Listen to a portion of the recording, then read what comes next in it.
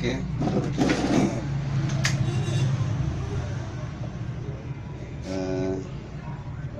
Berjumpa kembali dengan teknisi laptop Gorontalo. Pada malam hari ini saya akan mencoba untuk servis laptop janda. Di sini laptopnya ini dari mana? Dari tukang gosok di Gorontalo yang kerjanya membeli mainboard mati, terus boardnya dikirim ke saya. Jadi ini ada beberapa tipe di sini. Ini ada Asus 1015P, ini ada ZHK, ini ada E510, ini ada apa ini? Terus ini ada Axio, ini ada JR40, ya JR40. Terus ini ada Acer 725. Terus ada 756. Ini keadaan mati semua. Terus ini ada TE berapa ini? TE2. Ya, barangkali TL2. Ya, TE2. Ini ada ZHKD. Di sini ada mobo jadul. Jadi kita lihat saja kalau di sini ini boardnya ini masih perawan. Ini kalau 756 ini masih perawan. Kita lihat yang janda saja ya. Nah, ini sudah chipset VGA-nya sudah dianu, jadi kita lewati dulu. Axio Pico juga ini masih perawan. Ini belum digarap.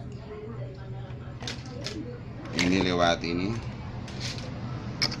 Ini E510 juga ini. Kayaknya masih perawan juga ini. Tokennya masih ada, masih nempel.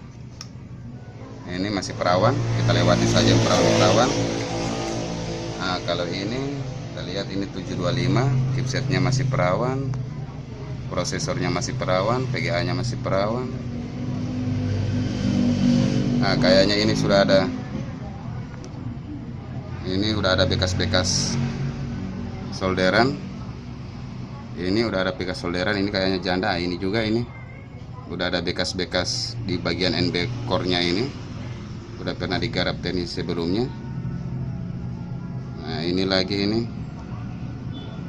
Ini sudah pernah disolder atau diganti.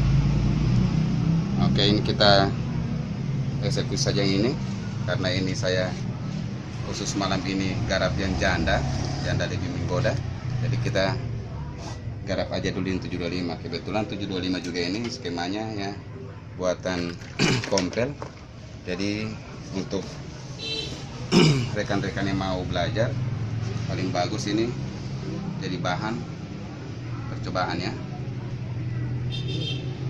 Oke, kita langsung ke meja servis. Kita analisa.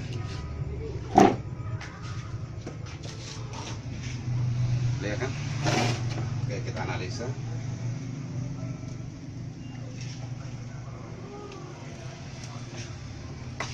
Ada memori, ada CMOS-nya. Ini bekas janda. Ini ada kapasitor ini. Ini kapasitor ini udah dianu. Terus jadi sebelum kita cek pakai power supply, kita lihat dulu ya apa-apa saja yang telah digarap oleh teknisi sebelumnya. Kita lihat dari sini, dari area-area awal. Ini kayaknya belum ada yang digarap, seperawan.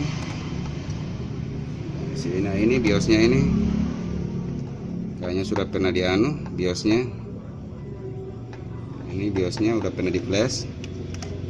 Terus ini area baterainya ini kan nampak.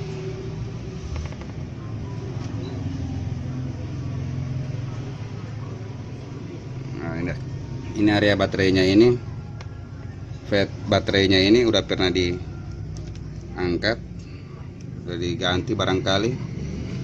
Terus kita lihat sebelahnya, ini area V-core-nya atau NB core.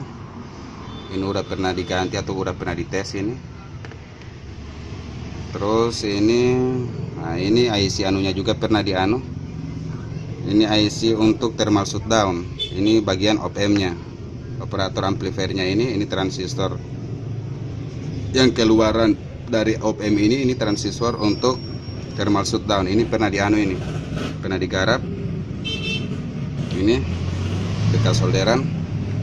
Ini kapasitornya lagi pernah diganti. Sebelah sana ini lagi kapasitornya lagi, ini pernah di anu bagian anu, tapi barangkali belum berhasil. Oke, kita langsung lihat uji pakai power supply. Ini power supply di anu dulu.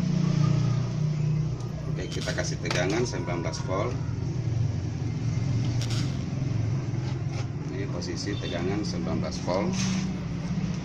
Kita switch.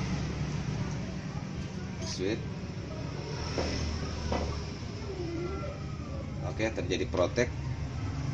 Lihat sini, ampernya juga dilihat. Nah, terjadi protek. Terjadi protek. Lampunya nggak mau naik, lampunya protek. Nah, itu naik, cuma dia langsung mati. Nah, jadi sini masalahnya protek switch, khususnya di sini protek switch. Jadi kita ambil ini multimeter. Multimeter, terus kita cek tegangannya dulu, tegangan always atau sebelum pembelon ditekan. Kita lihat area 35 voltnya. Nah, ini multimeter ditaruhin dulu, baik didekatkan kan, oke, dikasih dekat.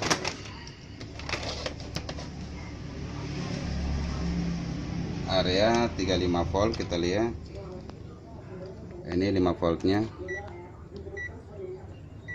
ini area 5 voltnya, ini ada 3 voltnya juga ada.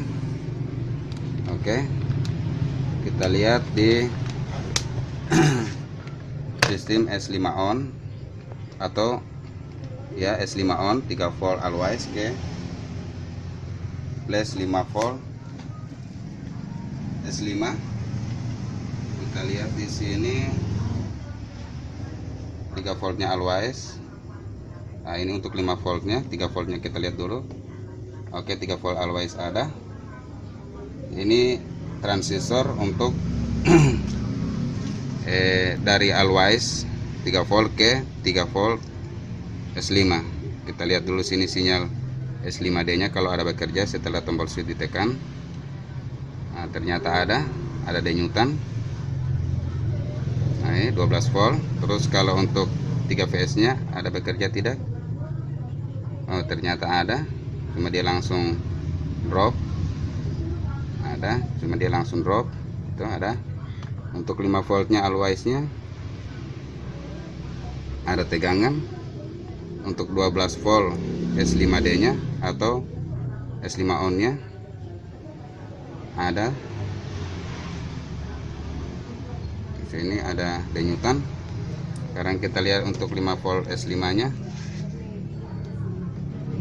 ya ada denyutan. Berarti rangkaian untuk S5 on ini tidak ada masalah, cuma dia terdapat protek di sini. Jadi kita urai dari awal, tegangan always nya dari 19 volt 35 volt. Oke, kita urut dari awal dulu always nya dari jack connector masuk dioda proteksi. Jika ada kelebihan arus maka dioda proteksi ini akan putus. Kita lihat. Oke, aman. Setelah itu masuk ke FET P channel ini, karena satu buah FET nantinya dia ketemu dengan FET P channel. Kita lihat FET channelnya di sini awal masuk aman, terus dia menyeberang ke sebelah, dapat dioda lagi satu lagi.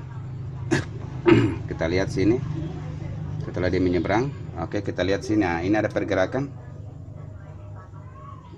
Nah, coba dilihat sini ampernya, voltasnya. Nah, ini voltasnya tidak menetap. Ini voltasnya tidak menetap, naik turun. Berarti menandakan bahwa kita jangan dulu eksekusi di bagian-bagian lain, kita eksekusi dulu di bagian 19 volt. Oke, sekarang kita lihat. Jadi di sini karena 19 voltnya masih masalah, kita belum bisa eksekusi di bagian lain. Kalau teknisi sebelumnya ini kayaknya ini teknisi ini teknisi ya udah mengerti tentang skema laptop. Ini udah diangkat pasang ini kapasitor NB core-nya, tapi tetap belum berhasil. Karena memang kalau dipikir kalau ampernya udah naik terus drop, kemungkinan NB core-nya masalah.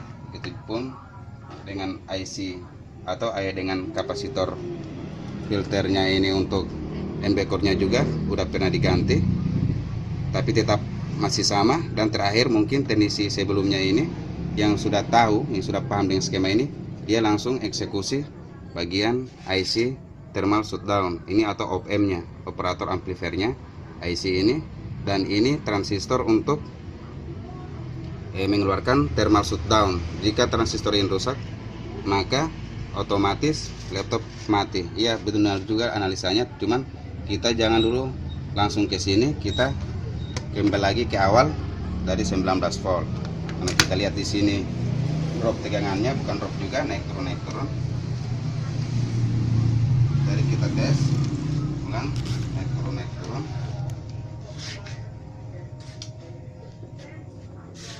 Ini kita lihat tegangannya naik turun. Ini naik turun. Jadi kita belum bisa pastikan NB core-nya bermasalah atau 3 voltnya, 5 voltnya.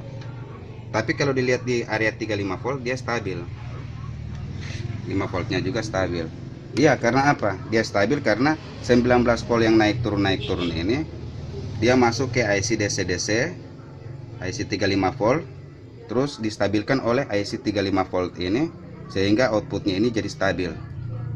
Ini, tapi kita tidak bisa melalui rangkaian atau tidak bisa dilewati ini rangkaian utama ini 19 volt. Kita lihat sini. Ini kalau 19 volt ini naik turun, otomatis pasti ada ada masalah di sistem baik sebelum switch dan setelah switch. Ini masih naik turun. Oke, langsung saja kita lihat. Kita putuskan dulu jalur 19 voltnya. Ini kebetulan ini yang sudah pernah digarap FET-nya, jadi kita garap aja. Mungkin barangkali kalau kita cabut ini prosesnya agak cepat kan, karena udah pernah dicabut pasang, daripada kita cabut yang ini kan masih perawan, jadi prosesnya agak lama. Ini yang sudah pernah dicabut pasang, jadi kita tes cabut dulu. Oke, kita tes cabut dulu.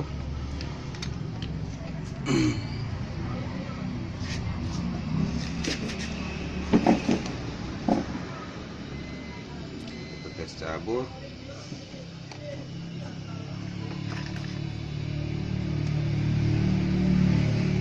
Ini yang mengerjakan ini sudah teknisi yang udah paham dengan servis laptop.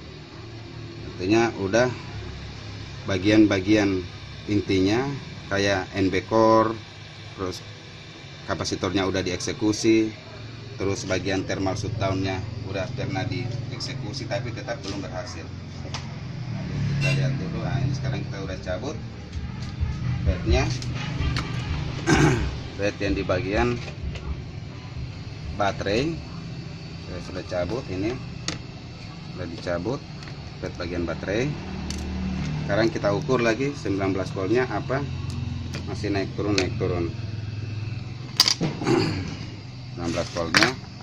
Kita tes dari awal 19 volt aman.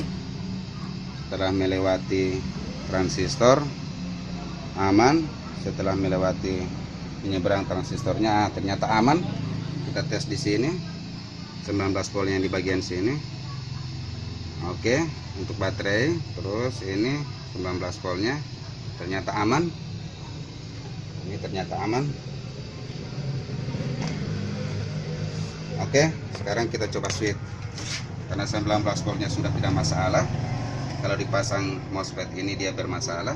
Sekarang kita coba switch. Oke, kita tes switch. Tes switch.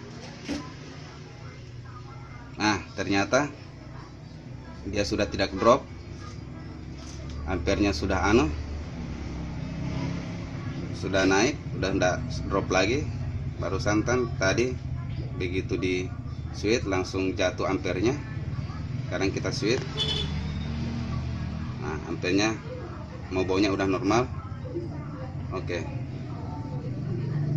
Berarti ini udah enggak lagi protek lagi. Udah tidak protek. Jadi kesimpulannya, mungkin teknisi sebelumnya yang sudah memahami skematik dan sudah paham dengan servis laptop, dia mungkin kurang teliti dengan cara kerja MOSFET ini. Jadi kita lihat, karena Acer 725 ini dia di sini menggunakan FET channel, jadi otomatis di sini juga di bagian FET baterainya juga dia harus menggunakan FET N channel. Jadi kita ukur pakai multimeter analog. Ini pakai multimeter analog, kita ukur, kita tes. Kita tes. Oke, kaki 4 gate. Kita tes syarat P channelnya min atau probe negatif ditempelkan di gate. Dia harus diam. Oke, diam. Merahnya di 5678, dia harus diam, berarti tiada kebocoran. Terus kita balik probe-nya. Ternyata dia di 0. Syarat P channel, dia begitu dibalik, dia harus di angka impedansinya 5 ohm atau 10 ohm. Tapi ternyata setelah dibalik dia langsung di 0 ohm. Atau apakah ini bukan MOSFET P channel? Apakah ini hanya MOSFET N channel? Jadi kita coba ukur pakai dengan cara ukur N channel. Oke, kita coba cara ukur N channelnya. Sini probe merah di gate, hitamnya 5678. Oke, bagus. Antara gate dan source-nya tidak terhubung, tidak ada hubungan singkat. Terus kita balik 5678-nya di sini. Dia kalau di angka 5 berarti ini P channel. Oke, kita lihat. Berarti ini jenisnya P channel. Ini sebenarnya ini masalahnya mudah. Cuman mungkin teknisi sebelumnya kurang memahami FET, N channel dan P channel. Yang seharusnya di sini menggunakan P channel.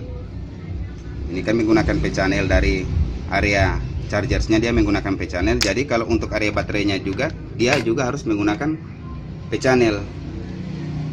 Dia tidak bisa dia menggunakan N channel, tapi teknis sebelumnya dipasang N channel. Nah, jadi sini kurang hati-hati. Oke, jadi masalahnya simpel saja.